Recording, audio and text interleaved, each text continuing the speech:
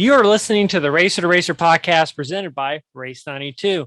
Race 92 is a vintage-inspired racing apparel brand specializing in celebrating vintage race culture and adapting motorsports today. Check out race92.com for all your racing merchandise needs. I'm your co-host, Aaron McAtee. Other co-host you may have seen walking out of Barber Lounge 459 with a big old smile on his face. You've probably seen him at a dirt track. He is the one and only Scott Bowie. Hello, Aaron. How are you? Well, I am doing a lot better than I was this time last week because I have air conditioning now. But unfortunately, it's the air conditioning bug, so to speak, is kind of going around. And you have now been struck with that. I have been bitten mightily by the air conditioning bug. But that being said, here we go. The fine folks at Good Guys Heating and Cooling are taking care of me. Ryan and his crew are, they come out, looked at it, confirmed my worst fears, and they're working on getting me set up to have air in the next few days. So thank you to Good Guys. I've known Ryan for a long time, and he always does excellent work, and he will do excellent work for you too. So please, if you need air conditioning assistance or furnace assistance, need checkups, get a hold of the fine folks at Good Guys. Yeah, I may use them for my my clean, like the fall cleaning and all that stuff, because I have pretty bad luck with air conditioning or those type of companies. So definitely keep that in mind. You had a bit of a struggle, that's for sure. I mean, it's just like anything else. It's just, there's some that are good and some that are bad and some that you just catch at the wrong time. And Good Guys always been good to us, and so I just want to thank them again for working with us. Absolutely. So as we said last week, the show today is Stéphan Grégoire. Stéphan's a great guy. Drove sports cars, obviously drove the Indy 500 multiple times. Did really great talk, have very great insight, and just very, very nice guy. Yeah, he was. He's a very nice guy.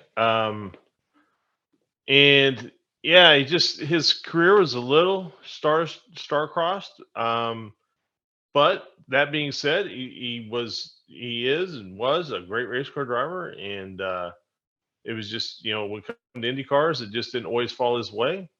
Good guy, great interview. Really enjoyed talking to him.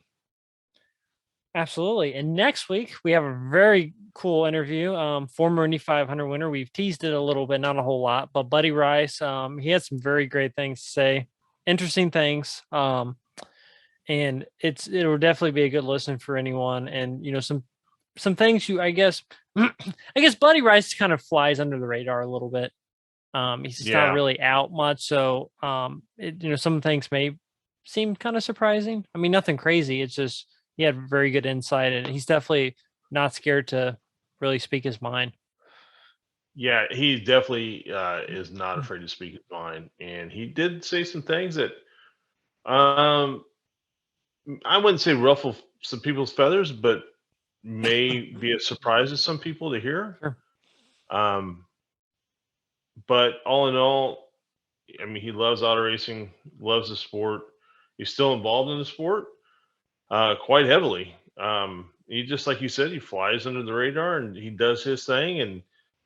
And when asked a question, he tells you exactly what he thinks. So that's all you can ask. Yep, I would not expect any different from anyone. No. But yeah, so he's the pretty much, I think that, and he was joking because he said his title has changed multiple times, but he's like the competition director for Dry and Reinbold. Dry and Reinbold had, they're pretty much Indy only program, and they're strong. Very strong, extremely strong, like as well as you could expect for doing one race a year. Yeah. So so definitely I think everyone will really enjoy that interview. When we have a couple others that we'll be releasing after that, obviously once a week. And we have some other ones we're going to be recording here shortly. So looking forward to that. As far as racing news, not a whole lot. No IndyCar racing. NASCAR race at Atlanta. Chase Elliott won. Yeah, and the watermelon farmer, Ross Chastain, has got some people's feelings hurt. A lot of guys aren't very happy racing with him right now. I'm sure it'll all get worked out. Sometimes drivers go through those periods where they just have that, and yeah, it'll be interesting to see what comes of all that. Yeah, it's just I don't know. From all accounts, that NASCAR race was pretty good. I didn't really get to watch anything, but just a few highlights. Formula one of the Ferraris won. I think it was Leclerc, It was. if I'm not mistaken. In that, Max Verstappen was on the second, podium in second place, and Lewis Hamilton third. back on the podium again. They got those Mercedes figured out.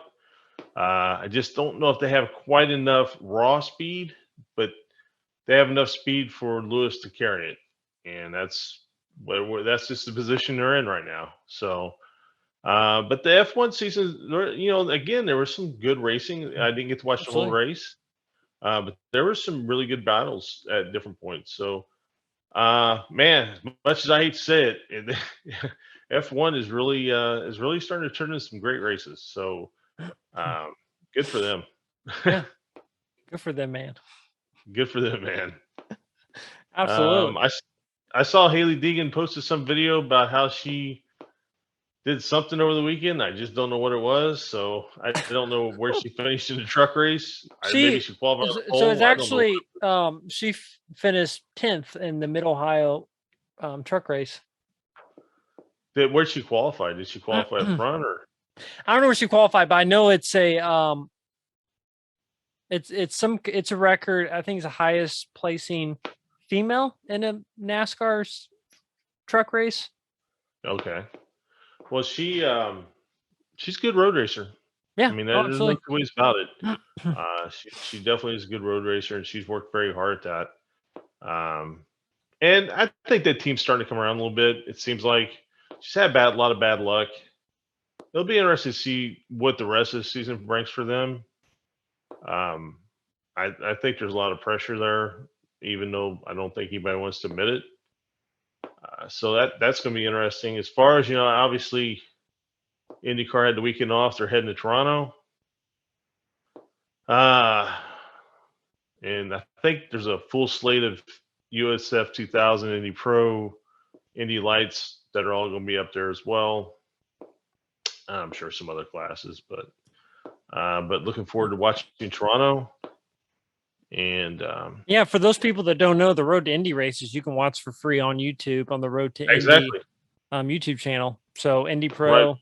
Do they have Indy Lights on there, or is that considered on Peacock? So Indy Lights is on Peacock. Okay. So Indy Lights is Peacock, but the other two divisions are on YouTube. It's more fixed camera, not a lot of moving camera, but it's still enough to give you a good idea with the race. And Rob Houghton does an excellent job at the announcing. And they change the announcers every once in a while. It's always a driver from a different series that does some of the announcing. So that's really cool. It gives the young driver a chance to get some TV time, working as an announcer. So it's really well done. So if you haven't checked that out, I think you should. Other than that, USAC was out at Huset's big 3-day weekend for sprints and midgets. I'm not, to be honest with you, I'm not sure who won the overall titles in each, but Mitchell Moles, I know, definitely won the sprint car race. And the midget race, who won the midget race? I don't remember who won the midget race, but it was good racing. I watched the highlights. Some pretty hard crashes in the midget race. Cannon McIntosh won the midget race. That's who won. Good racing. Hats off to Matt Wood. He's from the West Coast. He puts that event on, and man, he pumps a lot of money into the sport. He loves, midgets and sprint car racing. He owns cars, promotes races. So hats off to him for having such a big event, and hopefully they continue to do it. Yeah. And we got Indiana Sprint Week. I think you said coming up here in a few weeks, right? Uh, it's over. I think it's over the next 2 weeks. I think, or I have to look. My days are all screwed up right now. So and obviously, as anybody knows, I don't do show prep. So I have not looked at the dates, but they'll it either starts middle of next week or the following week. I just can't remember at this time. Yeah. And then so this past weekend I was at the Indianapolis Motor Speedway. They were actually doing a Lexus performance driving school thing out there. Good friend of the show, Roberto Guerrero, was over there, so I got to go over there, talk to him for a few minutes. So it was good catching up with him. And one of the driving instructors actually came up to me. His name is Kevin Kraus. Sorry if I'm pronouncing that wrong. He has a podcast called Seventh Gear Over Rev. I was listening through some of his episodes, really good stuff. He's actually had some of the same guests we've had on, and Oh, also okay. some other people that we would like to talk to as well. But he does a great job, and he said he's listened to the show, so it was great to meet Kevin, and he actually sent me a tweet as well. So he was doing it's like he does some stuff with like vintage indie as well. Um, Okay. so Man, Speedway's really hopping right now. If you notice those big Ferrari haulers outside the track, I assume the Ferrari Ferrari Challenge Challenge is is this next week. weekend? Man, dude, I was coming from lunch today, and on Lyndhurst, and I see this cop car come flying up, and I'm like, "What's going on?" And then behind him was a NASCAR Oh, going down the really? street. Yeah, and I wonder if it was Austin Cindric, because Austin Cindric I know was in town because I saw on social media, so he must have been doing something because it was definitely a NASCAR on the streets. Oh, that's crazy. I didn't know that. That's really good. I'm sure they use it for promotion Yeah, and I'm all that, sure but it good had like deal. the Brickyard logo and it said 22 on the side of it. So So if people live around the Speedway now, I haven't seen them on the street for a long time, but you remember they used to do the two-seaters on the street? yeah, yeah. I don't know if they still do that or not, but Those were they had street them legal. Those were street legal. right. This car, I'm guessing, was not, was not street legal. Right. No, I understand The that. cop. No, I understand that. But yeah, so like around different times, you'll just see cars pulling out of Laura's driveway and making a lap around the block. Um, yeah, no, it's pretty cool, but it's funny. When you drive by the Speedway and you got millions of dollars worth of Ferraris and haulers just sitting across the street from the Right. racetrack. It's pretty staggering if you think about it.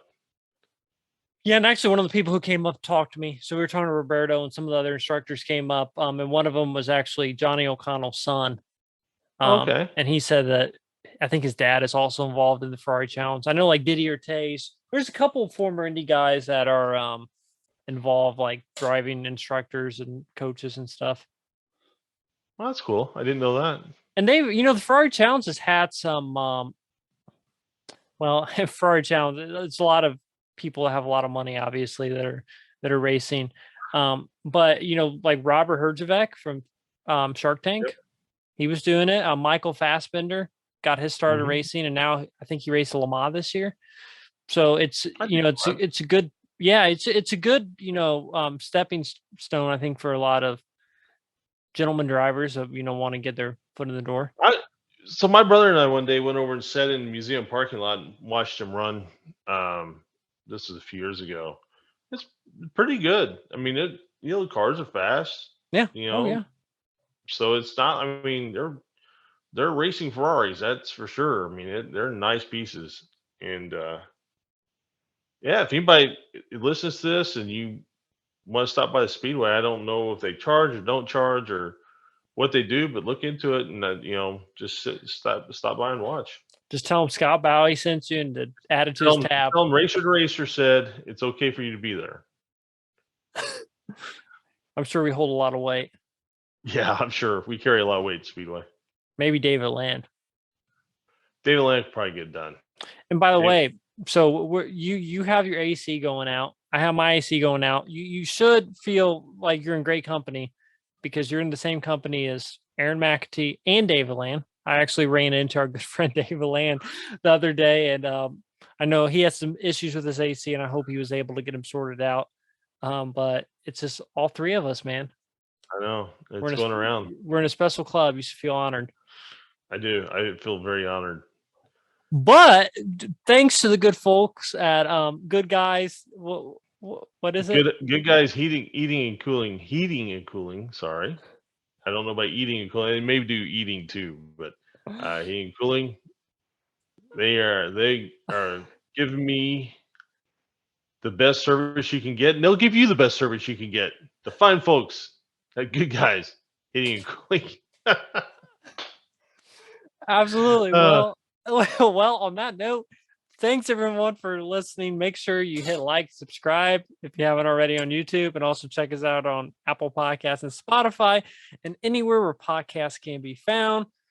And I know we've talked about, but definitely, check out some of our other stuff we've released.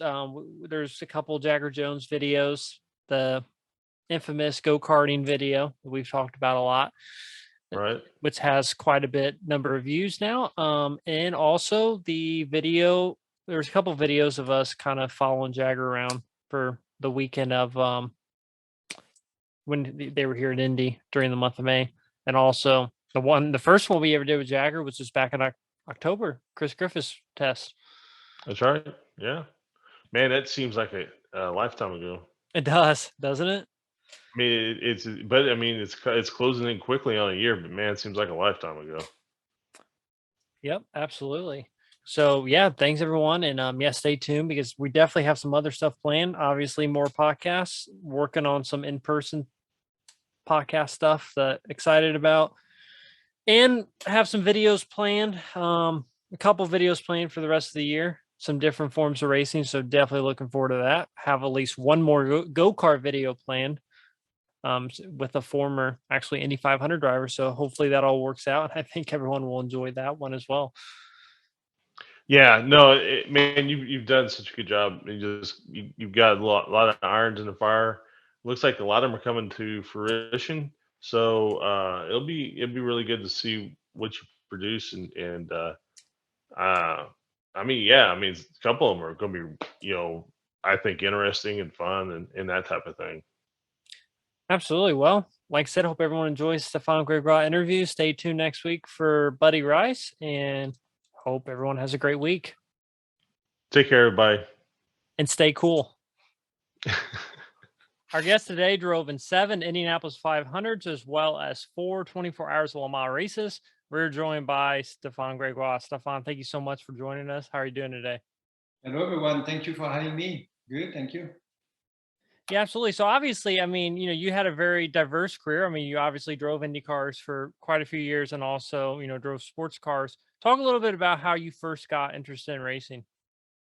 Yeah, well, in my case, my dad was a huge fan of cars in general. We didn't know anything about racing. I actually grew up in a butcher shop, so nothing to do with cars. So, but my dad, for some reason, really liked cars, and so he dreamed of himself of doing racing when he was young, but he couldn't do it. My grandparents had no interest. And anyways, one day, my dad decided that we're going to start go-karting. And I was 13 years old. And that's how I started, basically. Would you say at that point, like, when did you actually like think to yourself, like, I want to try to make a living out of doing this? Well, that took a long time. So basically, my dad was very, very busy with his job. My family didn't have too much money, but he was able to buy a go-kart, which was a great start. We started racing. I was 13 years old. We did it for 2 years because after that, I was actually doing quite well. And the problem is when you do well, what does that mean? You have to continue growing into the whatever you do as a sport, any sport, and you have to travel and you have to get better equipment, which means you need a lot of money, and we just couldn't do it. And so I was 14 when we started. We'd had to stop. So basically, from 14 to 18 years old, I didn't do anything in terms of racing. And I saw the other guys who I was racing against basically continuing on, names that you would recognize probably. Emmanuel Collard is one of them. But anyways, others, Frank Lagorce, who was actually in Formula One for a little bit. So these guys continued, and I was kind of watching it from my home, and I thought I was never going to do it again, and then in France, it's not so much a thing anymore. We had those driving schools, which were a great opportunity for anyone to start a career in racing. So we had 3 actually racing schools that were very good to start. The best one was actually sponsored by ELF, the petroleum company, and actually big names in racing, Alain Prost. Okay, everybody knows Alain Prost. Well, he started racing with this. He got into that school. But unfortunately, I couldn't do the ELF school, so I did another one. I did the Motul oil, guys, Motul. And so that's the school I did. And I actually won so you have to win basically. So it's about maybe 100 people starting the racing school when you start. It's like, the barber school, I guess. And so, and I won the school, which was a huge deal for me because you get a sponsorship. So in this case, it was Motul at the time. So I was in Formula Renault. So I was able to start my first year in Formula Renault. And so that was, I couldn't believe that I was actually able to get back to racing, a dream that I had kind of forgot. I thought I could never do it. And so that was like a wonderful thing. And so I did Formula Renault. Olivier Panis, and just, he was in Formula One doing really well, had an amazing career. He's the only one in my group of generation, I should say, who really made it to Formula One. And so I continued Formula Renault. I actually did 1 year, and then I did Formula 3 for 3 years. And the last year, I was among the best in Formula 3. I didn't win the championship, and that actually was a problem, because to get on to continue on to Formula 3000, I really needed to win the championship. And I was in a crossroad. That was in 1992. Formula 3, I had to stop. I mean, you cannot race in Formula 3 all your life. You have to somehow get up to the ladder. And the next step was Formula 3000, which is now Formula 2, which is basically a European championship. It's just before you get to Formula 1. And well, that was going to be tough to find the funding to get to Formula 3000. My sponsor at the time was a mineral water company, which is my hometown, actually, Vittel, Vittel. And that mineral company was purchased by Nestle, which is from Switzerland. And Nestle did not want Vittel to continue to sponsor me, because they thought that didn't make any sense for a mineral company, which is pure, to do motorsport. So that was a problem for me, of course. But then something major happened, as you guys probably know, and that's why you're talking to me today, in a way. I got the opportunity to do the Indy 500 in 1993, which was like, wow. And so the team I was racing with in Formula 3 in 1992 actually wanted to go to IndyCar. These guys had big dreams. They just didn't want to be in Formula 3 forever. They had a huge interest to do their own team in IndyCar one day. So the way they wanted to do it is to bring drivers to the Indy 500 and do a partnership. In this case, they did a partnership with Dick Simon Racing at the time.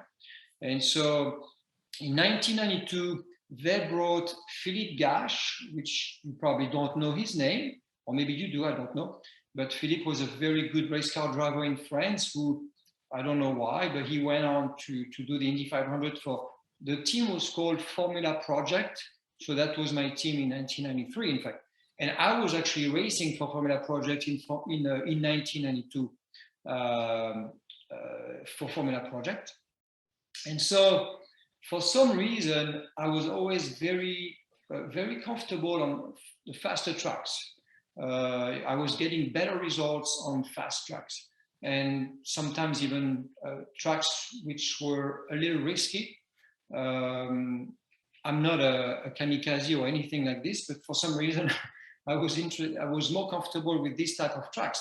And so for some reason, in the winter of 92 to 93, the team called me. I knew they were going to do Indy again, but never did I think they were going to take me to Indy with no experience. That would make no sense. But nonetheless, they called me and said, do you think you could drive in the Indy 500? They asked me the question, do you think you feel capable? And well, as a race car driver, you're not going to say, oh no, I can't do it. Oh yeah, sure, I can do it. I'm sure I can do it. So that was my answer. But they said, well, we're very interested to take you to Indy next year, which, 93. And I said, wow, that would be awesome. So I hanged up the phone and I thought, that's never going to happen. And actually it happened. It happened. So it was just an amazing experience for me, a huge turn in my life. You can imagine, not just in racing. That actually made my career. You were asking Aaron, when did you start to make a living? Before, when I was in Europe, I didn't make any money at all. It was just the only way to make money in Europe is in open wheel racing, is to get to Formula One. If you don't make it to Formula One, you're not going to make a living out of your sport. And so I knew that. So when I got the opportunity to do Indy, I just went, did it. I took that wonderful opportunity, even though it was a very risky one. So. Is that your first time on an oval? Yes, which was also a challenge. At the same time, I think if you're going to start, if you're going to come to a race without any experience on an oval, I think Indy is probably the best one. It's maybe interesting what I'm saying, maybe it's hard to understand, but I think Indy, the corners, yes, you have some banking, but the banking, when you drive at those speeds, it's like there's no banking. It's really like a flat turn. While if you walk on the track, there is a banking there for sure. But for some reason, driving in Indy, the biggest problem was to adapt to the speed, because when you get in the car for the first time, it's really very, very fast. And I remember we were doing the driver orientation, the rookie orientation. Sorry.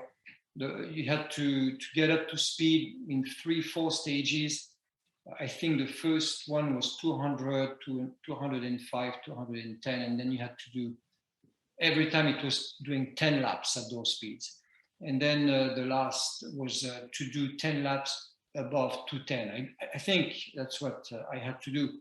But my goodness, at the very beginning, to do 200 miles an hour was already like, I thought I'd never do it myself in my car, in my helmet, when I was coming to the pits. I remember when my team owner said, do you think you can do Indy? I said, oh yeah, no problem. Let me tell you, I had some very serious doubts about being able to do that job. But then it came, because if you remember in 1993, it was actually the month of May. It was a very long time. In fact, I started to drive late April, I think. I forget. But it was a very long process. You had basically 4 weeks. So you had a lot of time on the track. And so that was, for me, extremely important. And for whatever reason, I became very comfortable with the speeds. I had a very good car. I had a Lola, a 1992 Buick, which was, the engine was not the easiest engine as a rookie for sure, because the turbo was quite violent, very powerful, but sometimes tricky. But the car was very good. It was actually Scott Brighton's car from the year before. Scott Brighton's that was his car in 1992. And so I had a good car, which was very, very helpful. And I had a bunch of teammates, because Dick Simon at the time had the reputation to bring a lot of drivers in Indy, similar to, let's say today, I would say maybe Andretti. Autosport also does that. They usually have a lot of cars, but that was very, very helpful for me to have a feedback and basically be able to talk to other drivers. One of them was Raoul Bozel. And the reason it was important for me to have Raoul is because he could speak French. And believe it or not, I could not speak English when I came to in 1993. That was extremely hard for me. So I had to have a translator with me. It was crazy. Yeah, communication is such a big part of it. And let's rewind just a little bit. It's interesting for me to hear you say you basically started racing pretty late at 14 or 13, 14, and then you take 3-4 years off. Yeah. And I think that's a real testament to your talent. Thank you. To be able to take that time off. What do you think it was about your driving style and the way about you that allowed you to close those what can be very wide gaps of time? It allowed you to close up and be able to perform at high levels after being away or not learning as a young kid. Yeah. Yeah, I don't know. It's just, it's interesting. You get into a sport like this with people who you think are better than you. That's the way I felt. And you get in the car and you do it and it works. And so that's great. How to explain? I was very smooth. So I'm not very aggressive as a driver. I'm not spectacular. I'm much more smooth driver. And I think when it comes to Indy, it's definitely a big advantage. But yeah, I mean, it was amazing. So I'm very thankful of this opportunity, because without coming to the US, for sure, I would never have had a career in racing. I don't think so. And so this was really a huge turn, and I mean, really something amazing. Yes, it was definitely my best experience. And then after that, of course, everything developed from there. It really seems as if, and I realize that you said that, hey, I didn't know, I took some laps. I didn't know, 200 was fast and I worked up to it. But in reality, it seems like the moment's not too big for you. That like that the moment that you're doing something, you don't let it be too big. You're able to meet the expectations head on. Would that be correct or? Yeah, you're right. Something I want to mention, Dick Simon, you guys know Dick Simon. Sure. Yeah, Aaron, you Oh yeah. Not sure. But Dick Simon was actually excellent to teach, to coach new drivers. I don't know if you guys remember, but whenever a new driver came, the guy was competitive with Dick, usually. And so I was very lucky to be in his organization. Even though Dick had 5 cars, I think. Jimmy Vasser was one of them with the Kodak car. Raoul Bozel had the Duracell, and Scott Brighton had the Amway. I mean, it was a well-sponsored program. It was really a good organization. Dick Simon had a great team at the time that you could compare to the top teams today. Not on the level of Penske, but definitely one of the great teams at the time. And so for me to be in this group was a huge advantage. I don't think I could have done it without being in this environment if I had been, let's say, by myself with a new team, even with the same car, I don't think it would have been the same, you know. So I think this was a huge key. And something just to remind you guys, in '93, it was a special year also, and probably the best year for me to come to America. Before that, the Indy 500 was actually not on TV in Europe or France. Oh. And the reason it came on TV is because you probably remember that Nigel Mansell was Formula One world champion in 1992 for Renault, actually French team. I mean, French, not French team, but French engine.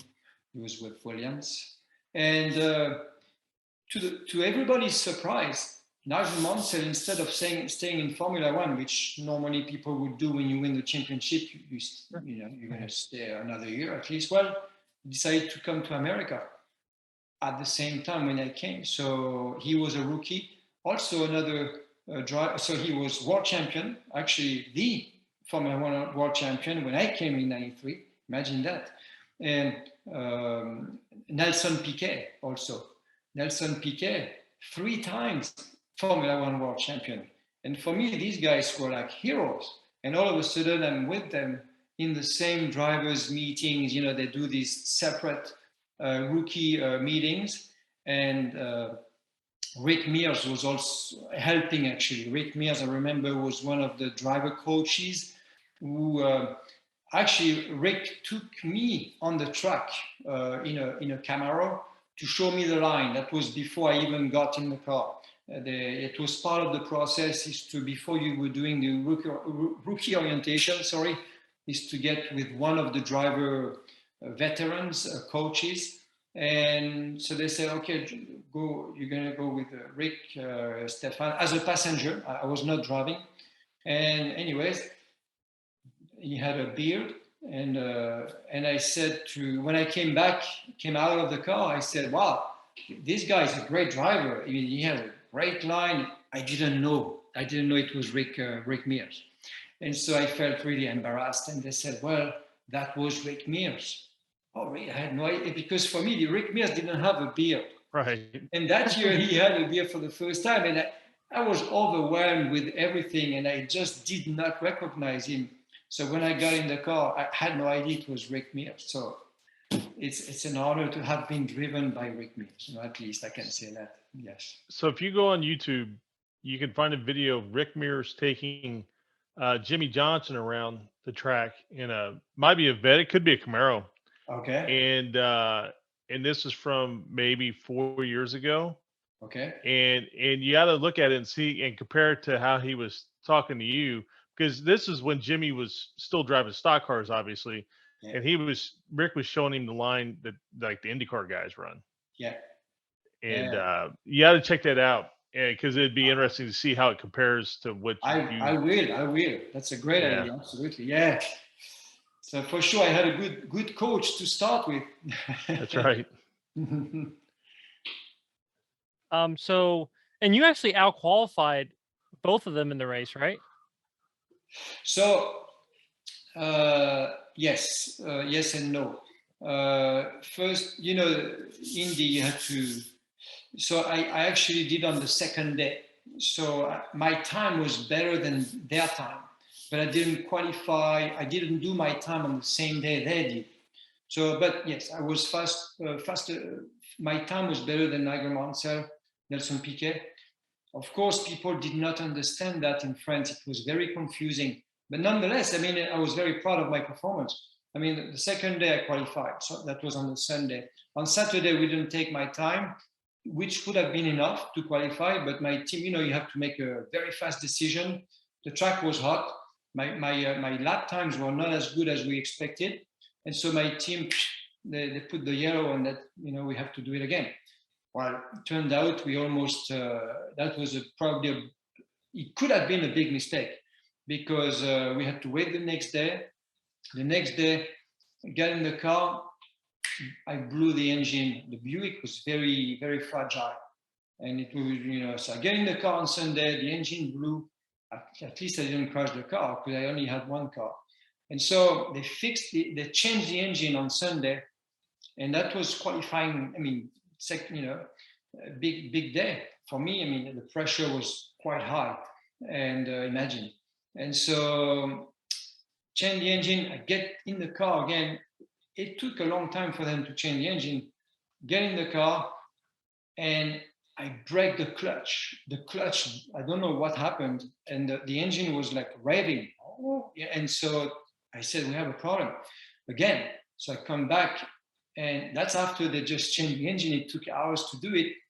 And they said, the clutch is gone. We have to take the thing off again. So, I mean, just to tell you, that was Sunday. They said, well, they fixed the car. They fixed my car. The problem is, they put it in line, like close to 6 o'clock on Sunday. You have to understand, I have no experience, right? So we're doing all of that, and I don't have really need more experience. I needed some practice to do that. But they said, well, we're going to put it in line, and we'll see. We'll see if we get, because it was very late. 5:58. We could actually. So they said, let's do it. Let's go. So I have a new engine, of course, new clutch, which we did not try. So they just put the car together in the line for qualifying. I get in the car, 5:58, last car to qualify. You can, I mean, I'm not kidding. You can watch the history of all of that. And I mean, to go to qualifying with no practice, basically, you don't do that, even if you have a lot of experience. Well, actually, I did it. I have no idea how I did it. And I qualified the best time, the best lap of the day. Of course, the conditions of the track were very good, but I knew this was a critical moment for me. I did not want to wait another week, because you had to wait, another whole week, to go to. Yeah. My team explained that to me, and I don't know. I mean, my first corner, no kidding, I thought I was losing it. First turn one, and then turn two, I remember things got better. So I got on going. The engine was super powerful. The engine was so powerful that when you got off of turn two and you get on the throttle, you could really feel the acceleration. And, later on, with the other cars I was driving, you were so fast in the corners that you never really feel the acceleration off of the corners. During those times, you could actually feel the car accelerate up to 240 or something. And the lap time, the average was 220. So anyways, long story short, I qualified. It was like super chaotic. But I mean, all of that experience, you can see why it's, for me, 93 was everything from still today. So yeah. Up to that point, obviously, the 500 was the biggest race you had been in. So what was that experience like on race day? I mean, with 400,000 fans. Unbelievable. I mean, undescribable. I mean, I can't even tell you. That's almost 30 years ago, by the way. So still remember. I mean, race day. That's why this race is much more than a race. It's an event that I always say to people. It doesn't matter if you like racing or not, you really need to see this event. It's just a special thing to watch, And I mean, race day, it's just something, it's unbelievable. The experience before the race, it's actually scary. And because all the build up, you get to the track very early because the traffic. And back in 93, it was like super busy. The track was like packed. And so I remember I left my apartment. I was at 6 a.m. or something. And anyways, I got to the track, and all that waiting time up to the race, and it's very, very, you get super nervous. And actually, finally, I got to a normal feeling. Only when you get going, when you do the warm-up laps, when you get in your car and finally you get to drive, and then finally things get better. But I thought it was just going to be the first Indy. I did 7 Indy 500s, I thought that if I get a chance to do another one, things will be much better, but it never really is. Indy, every time before the race day is not easy, at least for me, never was. So. Yeah, we've pretty much, that's pretty much a consensus, isn't it, Aaron? I mean, there are some guys who say that, race day wasn't that big for them, but most of the guys we talk to, it's truly, The same thing. Yeah. it's completely different for them. Yes, I think a driver comes to my mind who probably couldn't care much about whether it's Indy or another race. A very good driver, by the way, is Paul Tracy. I can imagine a guy like him doesn't care if it's Indy, whether, I think I would believe it, but it's usually no. I mean, I'd say if you have a car to win the race, when you are in a top team and you have a very strong chance to win this race, probably easier to manage. But when you're not so sure you have a car that's going to be working well for you, you have a big question mark, because Indy, you never know. You never know how the car is going to be.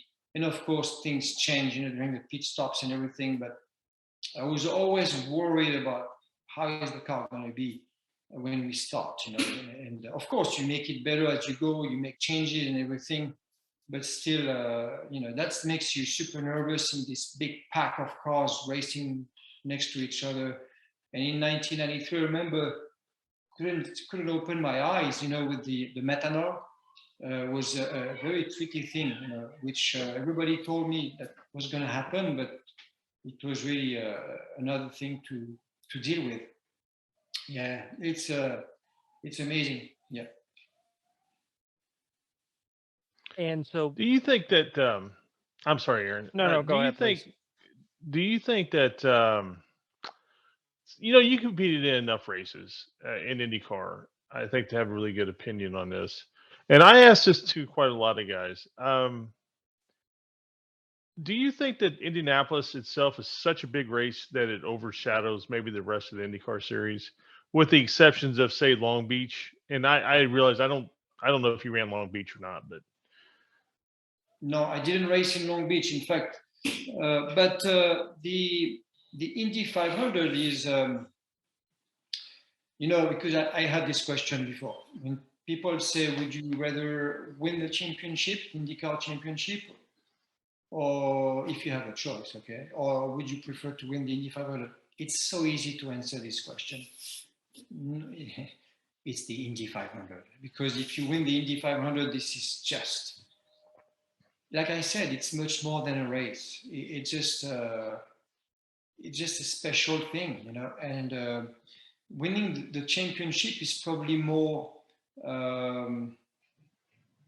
value, has more value in terms of your sport, your talent, because you have to prove yourself during not just one race, but during an entire season. So you have to be super consistent, and so you really deserve that win, probably more than when you win the Indy 500, because when you win the Indy 500, I think there's part of it is you have to have some luck, okay, or at least you have to not have bad luck. I mean, Indy, and anything can go wrong. There's many things in this race that you do not control. And I think if anything goes wrong, you're not going to win the race, even if you have the best team or whatever. And so I think winning Indy, you have to be a little bit lucky. Of course, it takes a lot of talent, and I'm not taking anything away from everybody that won, of course. But if you win a championship, it means more in terms of a driver, in terms of accomplishment in your sport. But in reality, I think everybody would prefer to win the Indy 500. Yes, I do think so. Yeah, and that's probably the only race you would say that. I think there's no other race.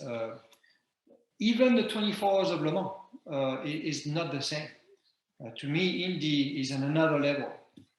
There's no race like the Indy 500. None. It does not exist. Nothing compares to it. Because Le Mans, I've had this discussion with people. It's a team. You have 3 drivers. Indy, when you win Indy, you win a race that's just unbelievable that everybody knows all around the world. And you do it, you're the only driver. But if you win the 24 Hours of Lemans, usually you have to, it's not just you. Of course, you have to be very good, of course. But you have to share that with 2 other people. So yeah, it's indeed will always be just an unbelievable race. I feel super fortunate. It's been a long time since I spoke to people about that, and but I when I remember the memories and everything, it's a privilege, really. It really is, to have done it once. I did it 7 times, so I feel super lucky for that. So. Right. So, I mean, so you talk a little bit about like being asked, like you want to drive in the Indy 500 93. So at that point, like, would you say like after the 93 Indy 500, you were like, this is what I want to do. Like, this is the path. Like, I want to pursue like the American path, or kind of what was your thoughts on that? That's a great question. Uh, I never came to America before that. Actually, that's not true. 92, at the end of 92, I went to Nazareth to see the IndyCar race for just 1 weekend. That was my only trip to the Oh, okay. USA. What I really enjoyed in coming to race in America in 1993 is the paddock, the atmosphere was much more relaxed. Reminded me of how it was in Europe, let's say in the 70s. I thought there was access. People could come and see us, the fans. Whereas in Europe, everything was starting to get, nobody could come to the paddock. There was a separation between the drivers and the fans. Maybe that has changed. But I really liked the atmosphere. Being in the racing, the paddock in America was very nice. I didn't like it so much in Europe. And so that was number one. So after what I did in 93, I realized that I had the opportunity to do a career in America. Of course, it was not easy because all I did in 93 was the Indy 500. And that was it. I didn't have a contract to do anything else. So it was not, I didn't know what was going to happen. The same team, my French team Formula Project wanted to do it in 94. I actually had a contract with them to come back, but they didn't find the sponsorship. So that didn't work. So I had to basically make a decision. Okay, do I try, go meet the teams and try to find something? I did that because I really wanted to try. I met some teams. I remember meeting Carl Haas and other team owners like Chip Ganassi. Even I remember he had a very small team. He was on 96th Street here in Indy. I remember meeting with Chip. He was very, respectful of myself. He was very welcoming, and that was important for me. But they didn't have an opportunity to offer me, and so I really was in a situation where I didn't know if anything was going to happen. At the same time, I became friend with the Holman George family, and I knew that something was happening. I knew I'm talking about the split with IndyCar, and at the time, CART and the Indy 500. So I knew rumors very, very early on. So I knew that something was about to happen in racing in IndyCar, the split that nobody wanted to see, of course, but it happened, as you know. But I knew that very, very early on, and I remember Mary George, Mrs. George, who was a friend of mine, who said, Stéphan, you need to talk to my son, Tony, because he's working on something that could be good for you. And so anyways, so I was able to talk to Tony very early on. So I knew what was going to happen. And some people said, it's never going to happen. But anyway, so I was one of the first drivers to be close to this new series. I was one of the first ones to be aware of what was going to happen. So that really was a huge deal for me. The Indy Racing League, when it was created in '96, of course, people were not happy. The race fans didn't like it. I can understand that. But people like me, of course, it was a good thing, because that's what brought me back to a seat, with Hamilton Racing. I was a teammate in 1996 with Buddy Lazier, who actually won the race in 1996 under the new Indy Racing League. So that was an opportunity for me. That was a key opportunity. If Tony George had not done that, I think I would have been in trouble to find a team, to race again. You never know, but I think this was key for me. The only thing I didn't like, I was very grateful to be racing, of course, in the Indy Racing. In fact, Tony Stewart was one of them too. Remember Tony? That also gave him a good. I think Tony would have made it anyways, because Tony Stewart is such a talent that nothing, nothing I think would have kept him from doing what he did anyways.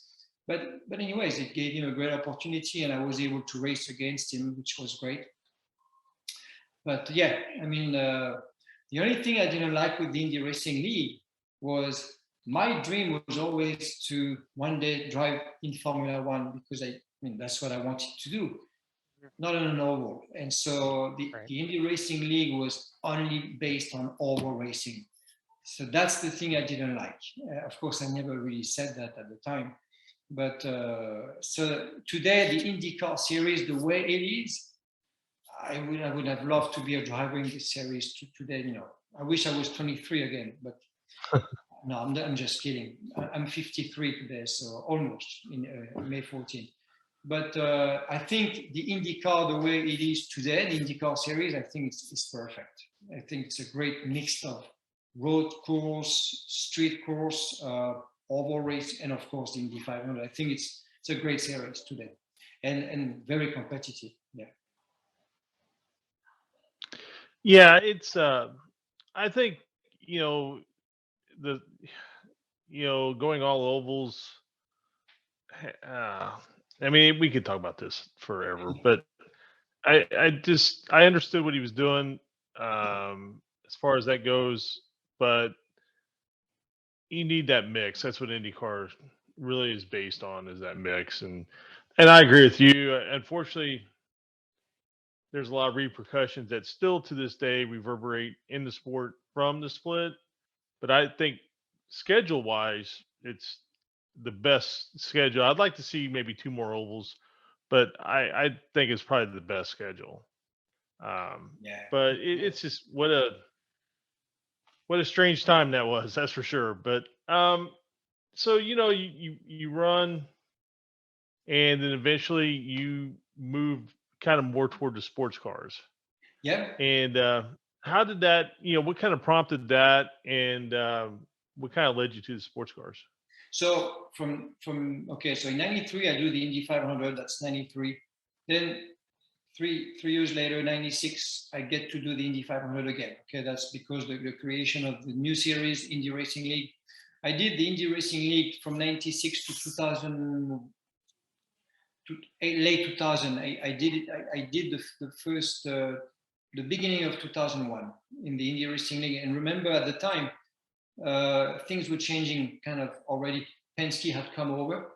And so I remember being in Phoenix, in the winter of 2000, 2001. That was great to be racing with top team. Penske was there. And I remember Gilles de Ferran and Helio Castroneves was the drivers at the time. I remember talking to Rick Mears again. I was actually doing really well in Phoenix during the winter. It looked like it was going to be unbelievable. And then things fell apart. But anyways, 2001, so I didn't finish the season. Everything stopped in 2001 at Indy. My team, Dick Simon, we just were not going to qualify. So I had to go to another team. It was a mess. So that was basically the end of my IndyCar career, if you want to call it this way. And then, so I knew, okay, what do I do now? Well, I started to go, I did sports car racing. And so I did Le Mans in 2003 for the first time. I did actually Le Mans 4 times. So I made a focus into sports car racing, which I had no experience. I never had the experience to share a ride with other drivers, which was very difficult to do because, when you race in IndyCar or everything I had done before, the car is perfect for you, the seat, everything. But when you race with other drivers, you have to basically be flexible, to adapt to everybody. So that was the hardest thing to do. So I did the sports car from 2002 to basically 2010. So between Grand Am and I did Le Mans. So that's basically what I did. I drove Ferraris, GT Ferraris. So I did a bunch of different things. And at Le Mans, I drove an LMP1 for 2 years, which was a very amazing experience. And then I finished 7th in the first year, and then 8th, 11th, I don't remember. And then I drove a Corvette, GT1 Corvette for 2 years, 2009, 2010. That was amazing. Driving that Corvette, the GT1, that car was one of the best cars I ever drove. And finished 2nd in 2010. So, and that was it. I could see the end of my career, and my desire for racing was going away, and so you have,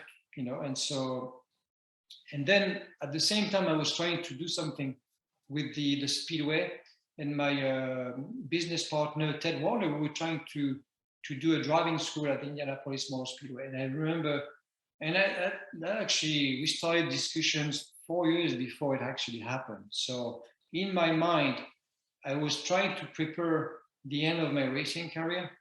I didn't want to race forever like some drivers do, and I respect that.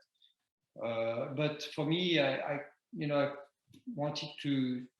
I was losing interest for racing, for whatever reason, and so I wanted to try to do something else.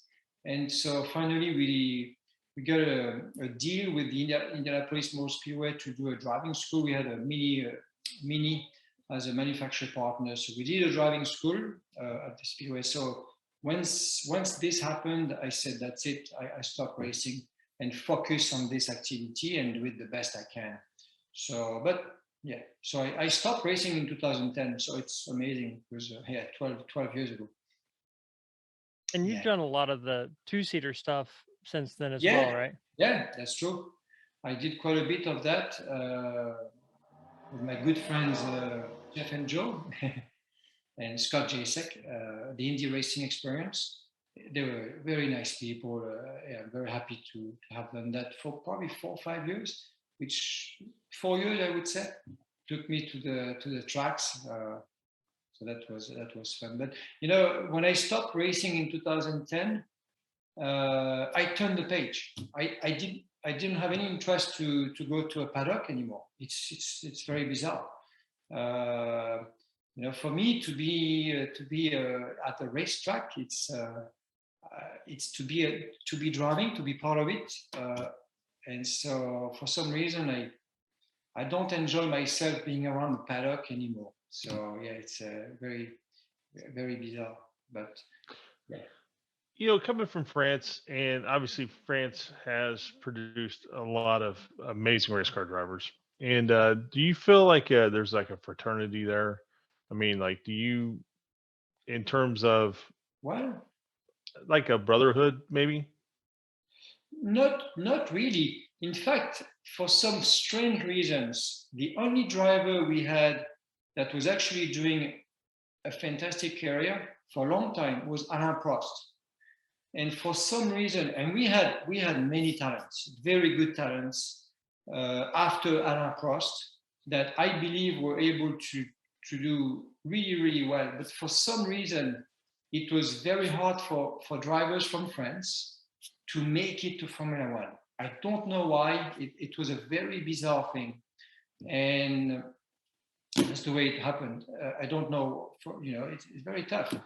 But then, of course, we saw some, after me, amazing French drivers coming to America. Well, Sébastien Bourdais was able to go to Formula One after he did really, really well in Champ Car, as you guys know.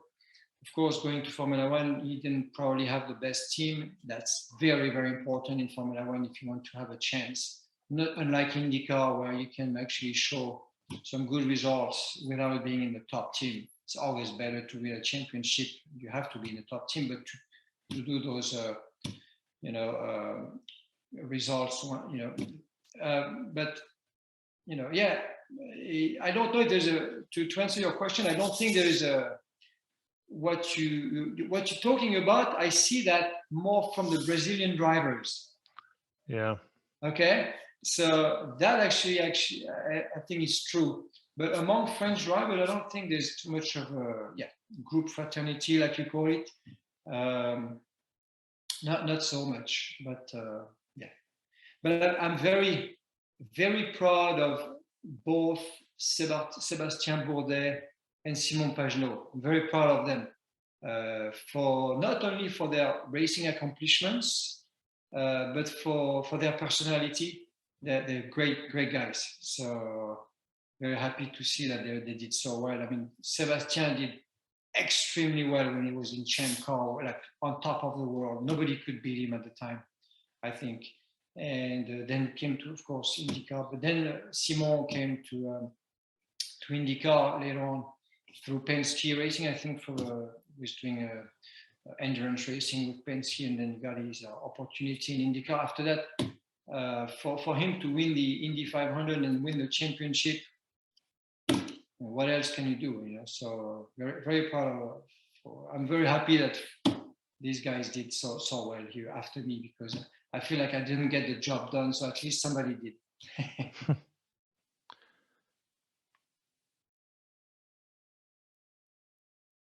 Scott, you want? Hey, yeah, I was just gonna.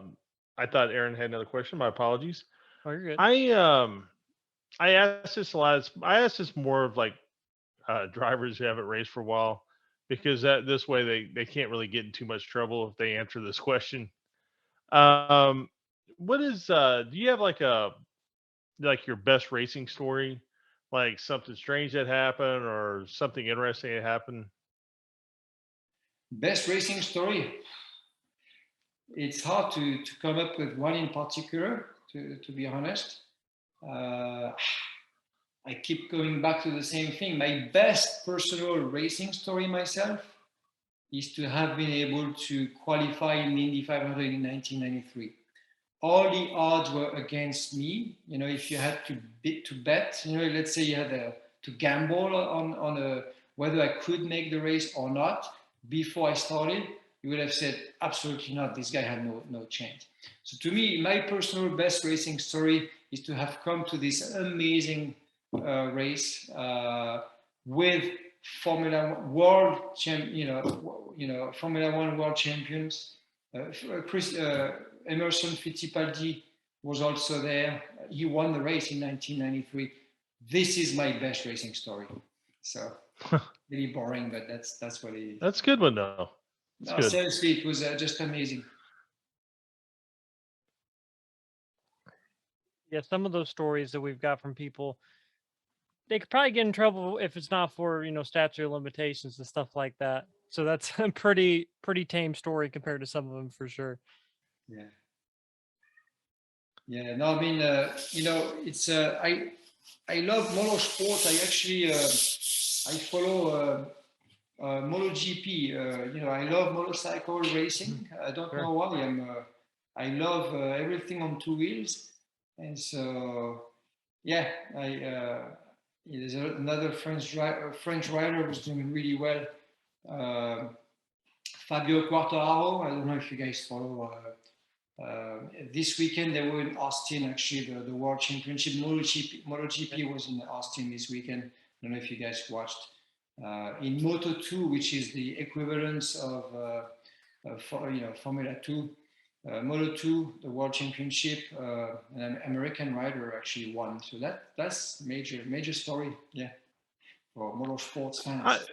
I like that. I like the MotoGP and that, and for some reason I don't pay as much attention to it as I used to. Sure. I need to really start following that more because there's some, man, those guys are brave. Yeah, Just unbelievably brave. What I like about MotoGP is the diversity, and I think what we're missing in IndyCar today is maybe more engine builders, maybe more engine manufacturers. You look at MotoGP, that's what they have, and the product is unbelievable. When you look at the lap times, you would think when you bring so many different engines, different specs. I mean, not just brands. I'm talking about radically different constructions. V4, inline four. I mean, and you look at the lap times in MotoGP, it's unbelievable. Between the top 20 drivers, you have like a second or something. And so it's possible to do it because I know it's always been the interest in car racing, Formula One included, is to do better racing. And I think, the big advantage in MotoGP, because that we can maybe take away to understand how we can make car racing better, open wheel racing better, is to see what they have is no downforce, basically, huge engines. So what they have is, they have the same tires, which is good, I think, because it's kind of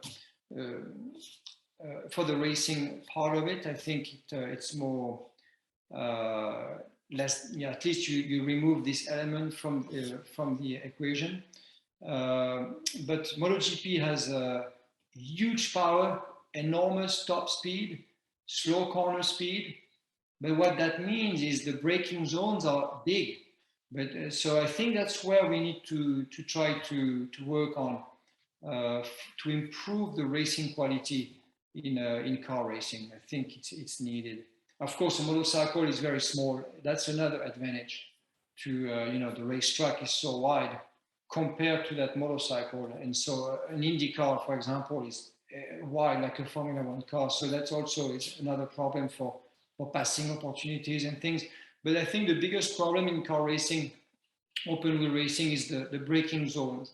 For some reason, we have to increase the distance of the braking zone, or the time you brake. It's too much downforce. So that's what we need to come up with a solution to improve the racing. Yeah, I can't argue with that. I get the business model that IndyCar has, and I understand why they have it. I too would like to see at least two other engine manufacturers, so they have incentive then to have enough motors so you can have bumping and stuff like that. I mean, yeah, you have more cars and cars go home. I too would like to see them take some downforce off. Um, people don't. I mean, the lap times may be the same, or they may even be better today. But there's a huge difference between the way the cars race today and the way they raced in '92. Yeah. And those motors made a ton of horsepower back then. Mm-hmm. They'd get out from underneath you, all those things. Whereas today, you watch them come off the corner like in '92, they just leap off the corner. And you watch them today, and they drive off the corner. Big difference. Are you talking about the oval racing or? I'm talking about the road course racing. Road course, okay. Because on the road course they have quite a bit of power. I think it's not so bad. They could have more, but I'm more like if it's not easy. I don't criticize, okay, because I think Sure. IndyCar, they do a lot of good work. The series have really done a lot of efforts to make it a good product. But I think there were opportunities, I think, to to make a radical change. Remember the delta wing? I'm not saying the delta wing was the way to go. I'm not saying that. But the idea of the delta wing is didn't have too much downforce. And so Right. I was hoping that something would go in that direction. I think, we need to bring these kids to like racing again.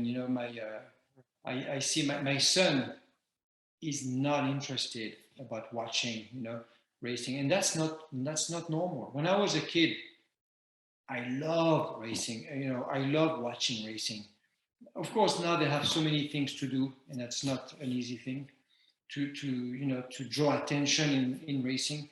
But we need a solution to bring more fans to motorsport. It's not easy to do. Not easy at all. It's very difficult. Very difficult. And I think I don't think there's a magic bullet. I personally feel, Mhm. this is just me. Yeah. I've always felt that no matter what, it's a personality driven sport. And we need a better way to expose the personalities, especially in IndyCar. I think Formula One has done that with their Drive to Survive, and I realize that some people will criticize that show, but I think it's allowed people to see the personalities of the people. And IndyCar has just, I mean, these guys are great guys. The IndyCar, I mean, we could go through all of them, and they're all funny. Like we've had some on the show, and they're funny, and you know they're good people. And it just, for some reason, if you walk them through on race day, you could walk them through without their uniform on, people wouldn't even know who they are. Yeah, I know. And it's tough. It's really tough. I know. It's just times have changed, Yeah. So, yeah, like I said, it's not easy to be a race car like a young person who is asking you today, what do I need to do to become a race car driver? I really don't know the answer. It's tough. I mean, first of all, if you don't have a rich background, family today, I don't know how you can do it.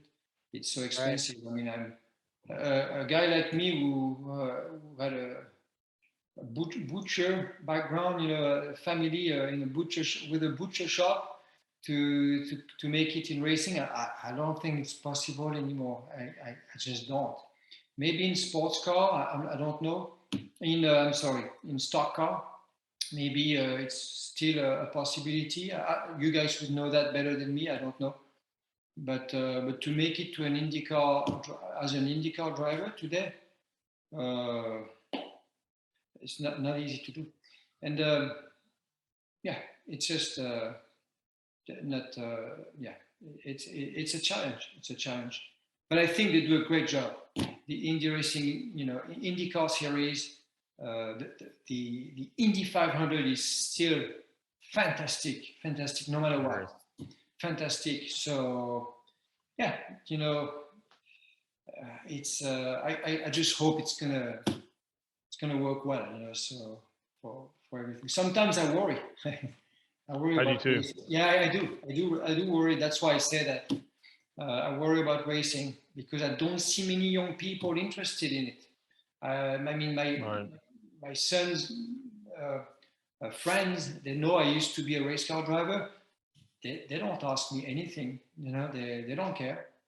They could maybe ask me, how was it, because it's kind of a unique thing to have been able to do, but, it's interesting to me to see that they really have no interest, so, yeah. Let me ask you this. Yeah. Dad doesn't buy you a go-kart. Are you a butcher today? Oh, yeah, I think so. There's a possibility. Yeah, that's a good question. Yeah, that's okay. Well, it's amazing what'll change your life, right? Oh, absolutely.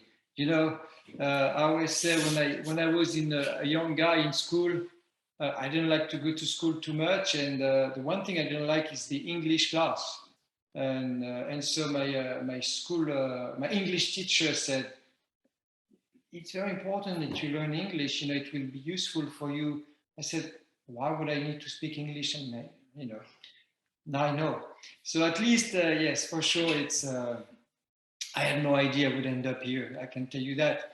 It's never been a goal. I know that some drivers who end up here in America, that's what they want to do. That's really a goal. But I really came to America in a coincidence. Really, it just happened. I didn't make it happen myself. Really, it's just interesting. And now I have 3 children they were born here, so they are American citizen. I'm also an American citizen because I got my citizenship in 2010, but my kids are true Americans born here. I had no idea that I was going to have a family in America. I'm very proud of it. And my wife is also from France, so we're both from the same area in France. So yeah, that's how life is. It's just the American dream. That's definitely happened to me. Yes, I have to say that many opportunities for which I'm very grateful here in America. It's a great country. So. Oh yeah, for sure. So we're talking a little bit about like the kind of the future of IndyCar and kind of where the sport stands now. And a big thing that's kind of in the news now is if we're going to have 33 cars this year. And I know there was a quote from Roger Penske that had a lot of people concerned because he was basically like, "We'll still race if there's only 32." Oh, okay. I mean, what are your? I mean, to me, it seems like 33 would be. I mean, that's just part of the tradition. I mean, that's just part of the 500. If it's not 33, it just doesn't seem right. You asked me this question. I think every year we've heard this concern almost from '96, really, when the Indy Racing League came along. Remember, believe me, it was a challenge to have 33 cars in '96, and in '97 also, because they brought that totally new car, the G-Force and the Dara, to have enough cars. They did it. So I think there's enough equipment out there to, if the price doesn't go higher, crazy all the time. But so far, we've always had 33 cars, right? So I don't see why this would not continue happening. I really don't. And by the way, I think I was very sad to see the Speedway being sold by the Holman George family. I know the family. I was very fortunate to know them really well, and but I'm very happy that Mr. Penske bought the Speedway. I think that we could never have a better person than him. So I think having Mr. Penske in charge, we have to be confident that whatever happens will be the best possible outcome. So yeah, for this place. Absolutely. I definitely think it's the best person that could have bought it during the time that we went through. And I mean, he bought it not knowing what was happening. So definitely, I guess it was kind of probably wasn't the best for him at that time, but I think in the end, everyone will probably end up a lot better, especially scary to think what could have happened if, if the Holman George family, whoever still owned it. I know there was some talks of like what land developers or something got buying it, but I haven't heard a lot about that. I know there was some. Yeah, rumors. I mean, you hear the rumors, man. Yeah. Yeah. Sorry, go ahead. No. I agree with everything you guys do. So I think, the Indianapolis 500. I haven't heard any rumors about what you're talking about, Aaron, about the 33 cars or not. For this year, I'm talking about for 2022. I didn't know that was actually a subject. I'm just learning that from you. But having heard that for so many years, I'm pretty 99.9% sure that on race day you have 33 cars. Oh, absolutely, I agree. Yes. Yeah, I agree too. Yes, I think it's important because this racetrack is very much about tradition, and I think we need to keep it that way. 33 cars, yes, it's a lot more than usually they have 22 cars. How many cars? 24 cars. Right now they're getting 24 27, ain't they? Aren't Oh, they, Aaron? well, Yeah, it seems like the car counts are up a little bit during the regular season. And I hate the fact I don't have the exact number from Long Beach, but I think this year it's going to fluctuate a little bit between 24 and 27. I think. Yeah, around there. so I don't think we'll have less than 33 at Indy. I think will be just fine. It will be another awesome race. It's always like so competitive, unpredictable. For sure, the product works really well for this racetrack. I think it's a great race. I love watching Indy. I don't always enjoy watching the other races sometimes, to be honest. But Indy, I always look forward to see this race. I think it's always like you don't really know who's going to win. You have many guys that can actually win it, which is the way it should be. So. Right. Oh no, for sure. The last thing I had. So obviously, one thing that's really progressed with racing is fitness. Yeah. What kind of how did your physical fitness kind of progress? Like, what did your regimen? And I don't know, and I do apologize. I know, like at some point, like all the pit fit and all that stuff came in where they had like specific training for racing. I don't know if that came in at all during your career, but kind of what was your right? Okay, so what was This kind is of your fitness a regimen? good question, Aaron. I always had more discipline about fitness than most drivers when I was racing. When I started racing, for sure, I was one of the only one I was very meticulous about that. Why? Is because this was free. In racing, everything is expensive. So I thought, I'm going to train myself the best I can, and I've always had that discipline.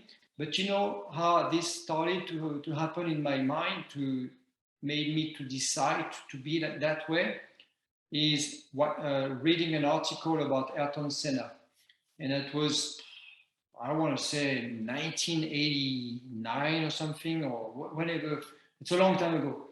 I remember this article. I even have the photo in my mind. Ayrton Senna was training on a track and field with a trainer at a long time ago with a heart rate monitor. I remember the article was all about that, about how important it was for Ayrton Senna to be fit. But Alain Prost was also that way. And so these guys really made me think, well, if these guys are the best drivers in Formula One, and if these two happen to have this discipline about fitness, why wouldn't I do it? It would be silly.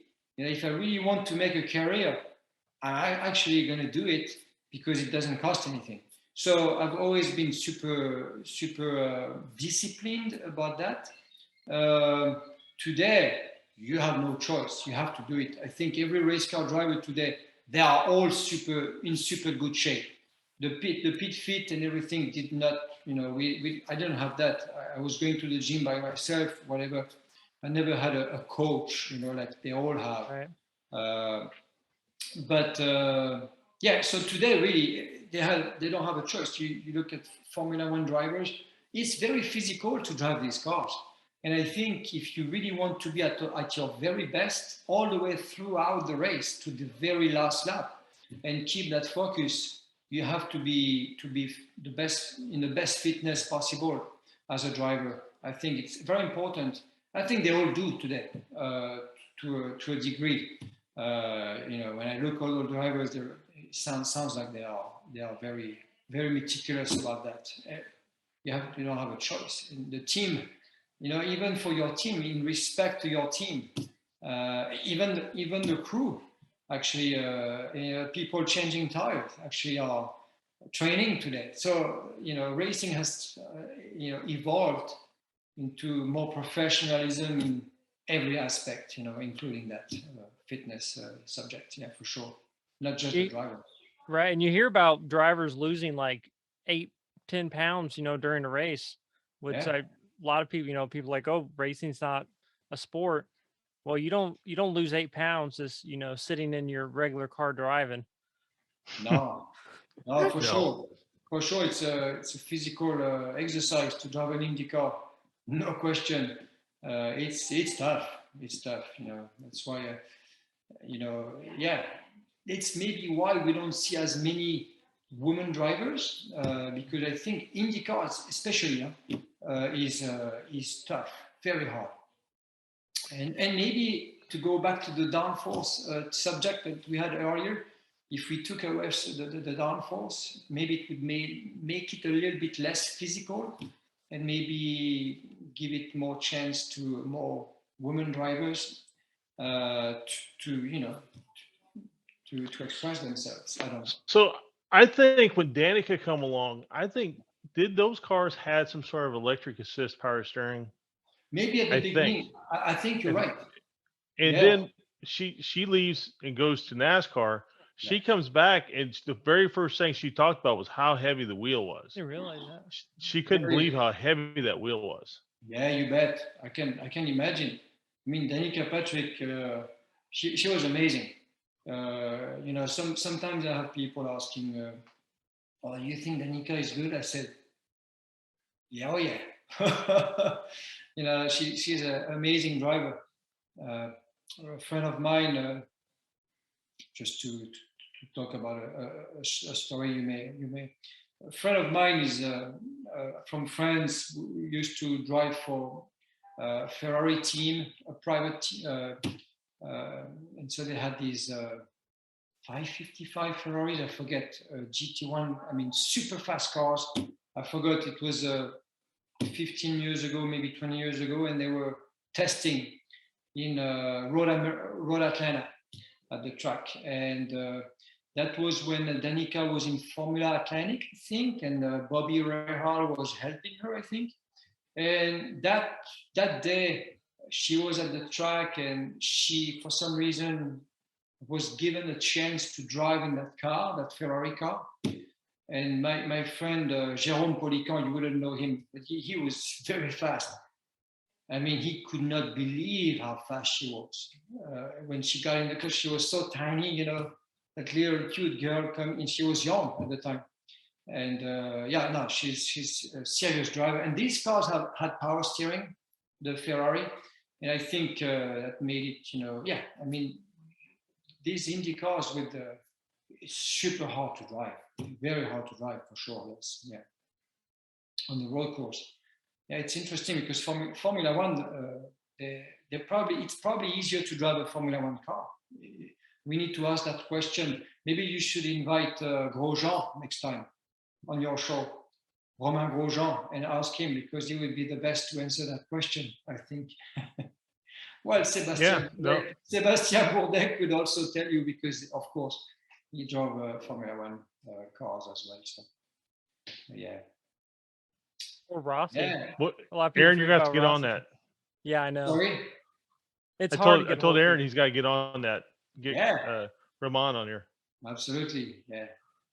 I was watching. You guys had amazing guests on your show. Congratulations for your show. Thank you so much. Aaron, I will tell you right now, Aaron does all the legwork on that. He does all the follow-up. He does all the scheduling. I always give credit to Aaron. He's the one that pulls all the heavy load in this deal. So good job, guys. No, we appreciate it. Yeah, it's hard. It can be hard to get people for sure. It just kind of varies. Some people are real open to it, and other people just don't like talking or whatever, which is fine. But for the most part, everyone we've kind of reached out to have been really good about it, and it's been really cool. Well, absolutely. Looks like you've had a lot of good name recognized drivers I've seen, including Mario Andretti. Yeah. That's a great honor. Yeah, it was absolutely an honor. Yeah. Absolutely. It's great. Well, Stéphan, it's no less an honor to have you on a show. I believe everybody, I don't care if you run midgets, sprint cars, if you've run Indy cars, Le Mans, if you are a race car driver, racer to racer wants to talk to you, and you're an absolute race car driver. Thank you so much for your time. Hopefully maybe we get together again in the future, and we really appreciate it. I'd be very happy. Thank you so much for your invitation, and keep on going with your great show. Good job, guys. Really appreciate that. Thank you.